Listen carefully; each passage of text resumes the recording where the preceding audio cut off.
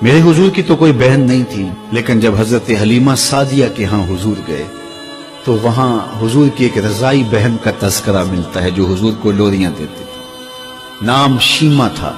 तो शाम के वक्त जब खवातीन खाना पकाने में मसरूफ होने लगती तो बहनें वीर उठा करके बाहर ले जाती। हर बहन का ख्याल ये होता कि मेरे वीर से सोना जमाने में कोई नहीं। कहते हैं खूबसूरती देखने वाले की आंख में होती है। जिसके वीर का रंग सोना होता तो वो कहती रंग नहीं तो कुछ भी नहीं है, और जिसके नकूश तीखे होते तो वो कहती कि रंग का क्या है, हुस्न तो नकूश में होता है। जिसकी आंखें खूबसूरत होती वो कहती मेरे वीर की झील जैसी आंखें तो देखो। अब यही बनु साद के मोहल्ले में होता। बच्चियां अपने वीर उठा के ले आती है, कहती मेरे वीर वर्गा कोई नहीं, दूसरी कहती मेरे वीर जैसा नहीं। इतने में हजरत शीमा अपना वीर मोहम्मद उठा के ले आती और दूर से कहते नहीं मेरा वीर भी आ गया, तो सबके सर झुक जाते, कहते नहीं नहीं नहीं नहीं शीमा तेरे वीर का मुकाबला तो नहीं ना, हम तो आपस में बात कर रही हूं। और फिर जब किसी बहन के वीर को मुतफिका तौर पे सारी कह दें कि तेरा वीर ही सोना है, तो फिर उसका फख्र दीदनी हो ना, फिर उनका ज़ौक़ आसमान को छूने लगता। इब्ने हश्शाम सीरत की सबसे पहली किताब, उसमें ये वाक़या लिखा है कि फिर हज़रत शीमा हुजूर को अपनी आगोश में लेकर समेटती और फिर चूमती और फिर वो लोरी देती, और वो लोरी के लफ्ज भी लिखे हैं, रब्बना अब के लदा मुहम्मदा हत्ता अराहु याफियम व अमरदा।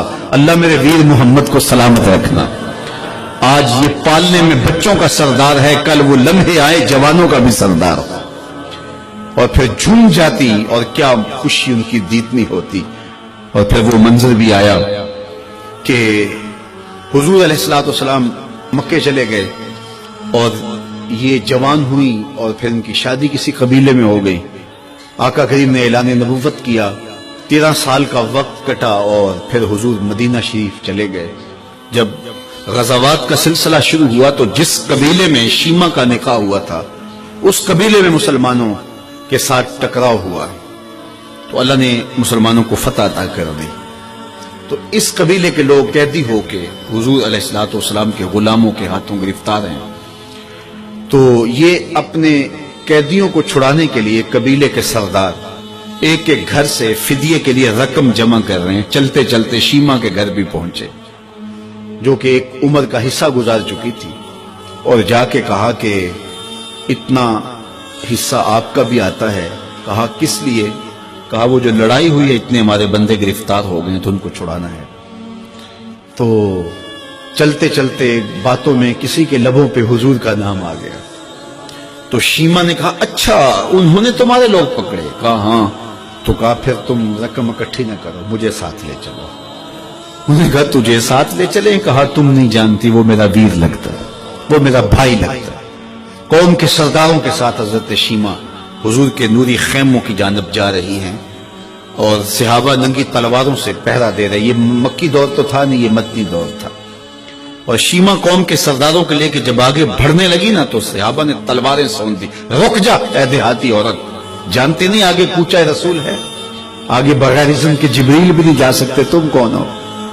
तो शीमा ने जो लफ्ज कहे वो लफ्ज नहीं है। उसने कहा खल्लू सबीली वालमू आना उख्त नबीयकुम, मेरी राहें छोड़ दो, तुम जानते नहीं मैं तुम्हारे नबी की बाजी लगती हूं। तलवारें झुक गई, आंखों पर पलकों की चिलमने आ गई, रास्ता छोड़ दिया। हुजूर के खैमा नूरी में दाखिल हुई तो हुजूर ने देखा, पहचान लिया, उठ के खड़े हो गए। फरमाया बहन कैसे आना हुआ? आपके लोगों ने हमारे कुछ बंदे पकड़े, छुड़ाने आई। तो फरमाया बहन तूने जहमत गवारा क्यों की? तू पैगाम भेज देती मैं यूं ही छोड़ देता, लेकिन तुम आ गई हो, अच्छा हुआ मुलाकात हुई।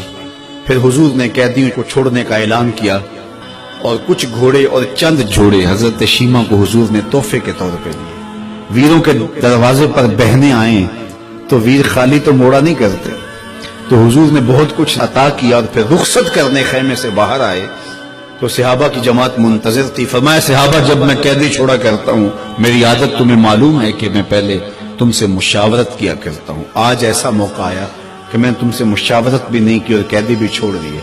कहा जो चाहें आप करें, लेकिन क्यों मुशावरत नहीं फरमाई? हुजूर अगर इरशाद फरमा दें।